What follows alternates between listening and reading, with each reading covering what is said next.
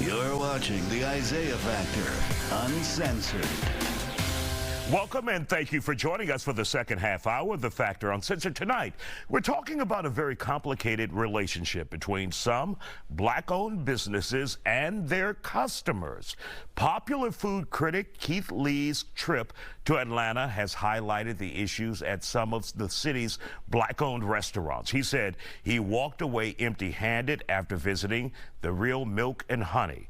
According to Lee, he sent his family inside the restaurant for service. He says employees told his family they would be unable to serve them because they were closed for deep cleaning. However, Lee says employees changed their tune after he walked in and they recognized him, offering him a table to eat, which he declined.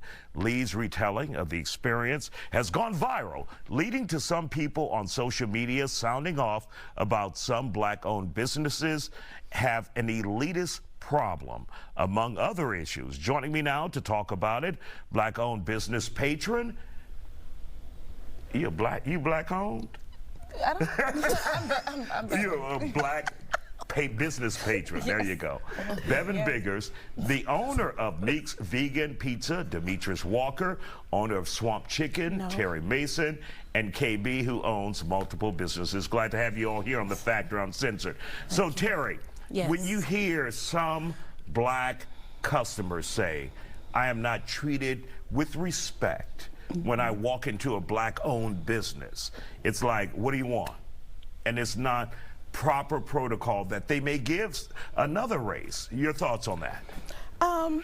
I can attest to that. However, being from Louisiana, our first goal is to treat everyone hospitable. That's our first, that's out the gate, and that's how we are, and that's what we do. However, when actually hiring help, it's hard to really know who you hire because you don't know. I mean, these people sometimes they are rude to customers. However, it's as a business owner, you want to provide the best service. All the time, you don't get the best servers to provide the best service. KB, do you agree with that? Sometimes when you can't control your employees.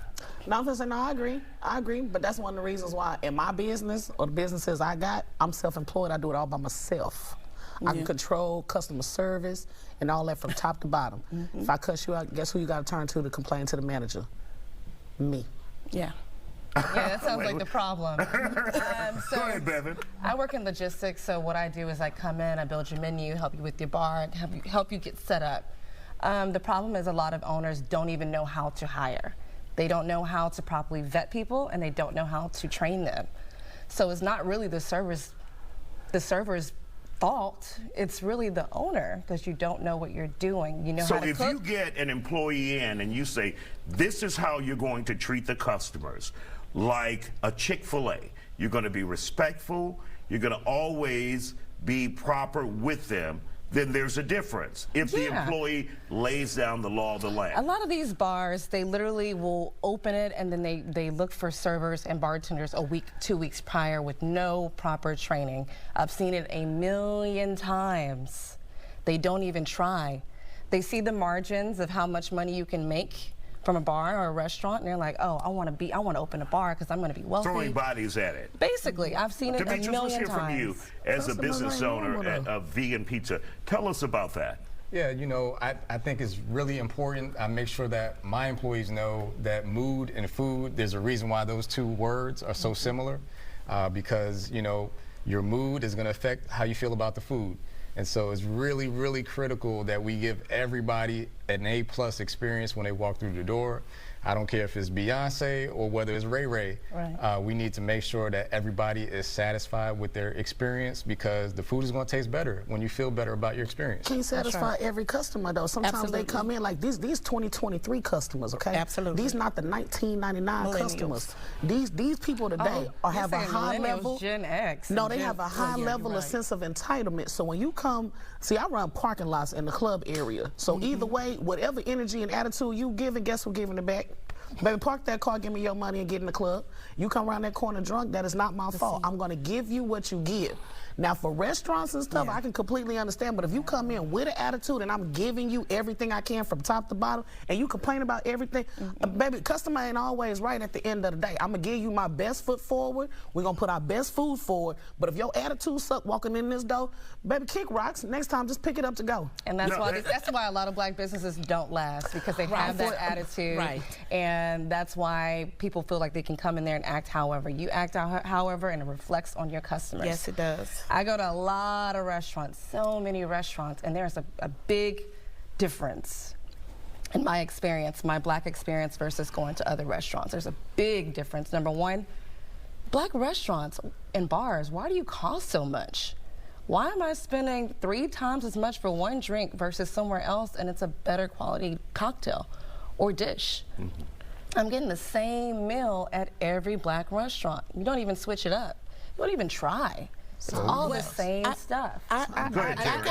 I live in Let's hear from Terry. I can beg to differ on that, because I've gone to Steak 48 and I've gone to other restaurants around I think that sometimes our mental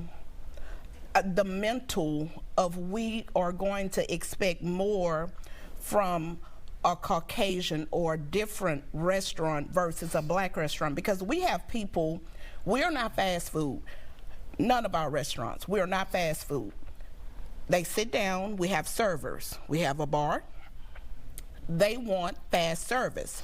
But if they wait 30 minutes, they're angry. But if you wait in the parking lot at Whataburger for 30 minutes, and it's fine. It's fine. All right, Demetrius, let's hear from you really quick. Well, I just want to say, I think, we do have room for improvement. And I think, Keith Lee highlighted the fact that we do have plenty of room for improvement as black-owned businesses and black-owned restaurants. And, I think this puts the pressure on us. We have to do better, and our community deserves better. Can I say one more thing? Really quick. This is my experience in the South. I used to work in hospitality in the East Coast, and it was not like that. This is a Southern problem. Not just a black problem, a Southern problem? Black Southern. I did not have this issue on the East Coast. All right. Thank you guys for joining us here on The Factor. KB, you gotta straighten your face and your eyes out. You already know my Don't go anywhere. You're watching The Factor Uncensored. KB ain't gonna never get it right.